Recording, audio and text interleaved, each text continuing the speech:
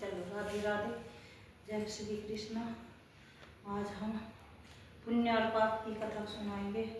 पुण्य और पाप किस प्रकार के हैं, पुण्य और पाप किस तरह का फल देते हैं। भगवान कृष्ण कहते हैं जो अच्छे कर्म करते हैं उनको फल भी अच्छा देगा, जो माड़े कर्म कर उन तक फल भी मारा देगा।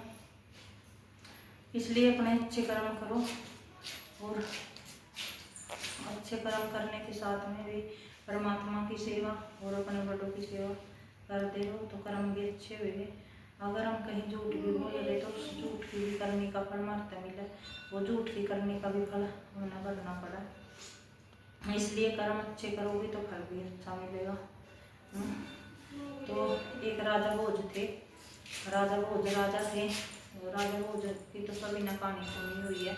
ये उस कर्म की कहानी है जो कर्म हम करते हैं।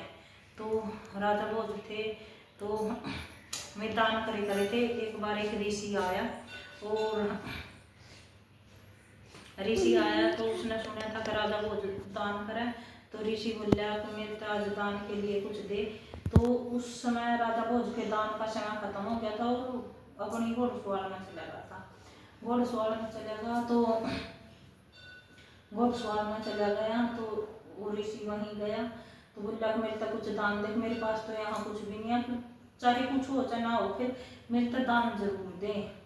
तो राजा भोज ने कहा कि मैं क्या दान दूंगा, मेरे पास तो कुछ भी नहीं है, चाहे कुछ ना हो फिर दान जरूर दे।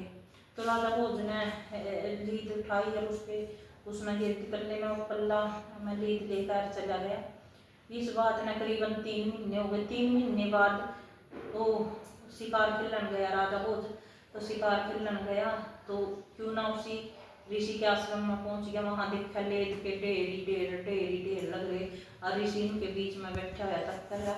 उसने पूछा घोड़े बता महात्मन यहाँ आपके घोड़े थे या चले गए या आपने बेच दिए? अपना यहाँ घोड़े थे ना मैंने बेचे और ना गए, अब फिर यो इतनी लीद कहाँ आई?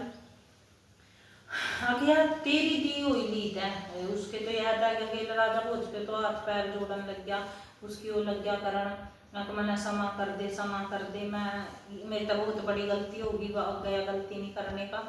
तो बोला मैंने तो ये 2 मुट्ठी लीद की दी थी, इतनी किस तरह हो गई?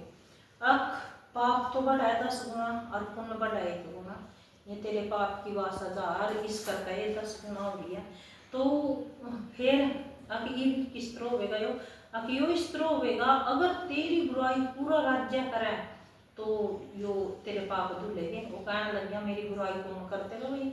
राजा बहुत अच्छे आदमी थे, बहुत अच्छा राजा था। तो वो अपने घर आया तो उसने वह बात वजीर तक बताई। वजीर ने कहा कि इस समस्या का हल तो मेरे पास है, मैं इस समस्या का हल कर दूँ, लेकिन तने एक वचन देना पड़ेगा। क्या? तो मेरी लड़की न छूने का। मेरी लड़की रोज सांझ न श्रृंगार करके तेरे कक्ष में आया करेगी और वह तेरे कक्ष में ही सोई करेगी। तो वह वजीर की लड़की रोज श्रृंगार करके उसके कक्ष में आई करेगी और वहीं सोई करेगी। राजा भोज नीचे जमीन पर सोई करे था और बिस्तर में। एक दिन उन्होंने देख ली द्वार पालन दासिया ने देखी।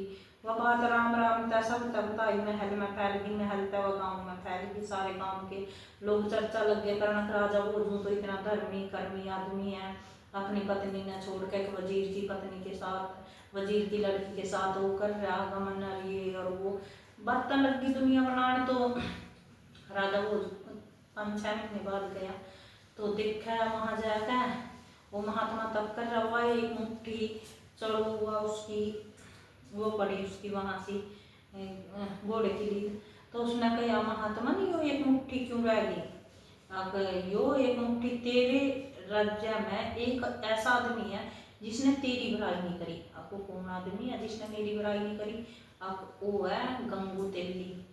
उस पर तो जाओ, उस पर तो बुराई करो और जी भी हो वो होगी तेरे कर्म धुलेगे। तो राजा भोज गए वहां से गंगू तेली के वहां भेष बदल कर और उसका कहने लग गए अगर थारा राजा इतना दुष्ट है, इतना वो है। गंगू तेली वो चलांदा रहा बैल कोल्लू चलांदा रहा, तेल कटता रहा, मुस्कुरांदा रहा वे कन दे रहे एक तेरा राजा नहीं हुआ है, वजीर की लड़की के नहीं करा, गमन करा, वो करा, फलाना नहीं करा। वो मुस्कुरा हो गया। ये गंगू तेली भी त्रिलोकदर्शी था, या कहावत होनी बनी, कहीं राजा वो जब कहाँ गंगू तेली। तो क्या नाम जी एक रहा है कि जी वो करो गया बराई, तो गंगू तेली बोले महाराज वाले तो आपने खानी पड़ेगी, चाहे बराई कर और चाहे कुछ कर।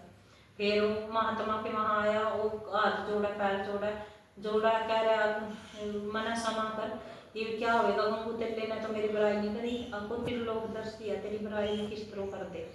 तो ये विश्लेष का क्या होगा कि इसने उसी तरह पल्ले में ले जा और खाना खाने के बाद में गल्ला मारेगा।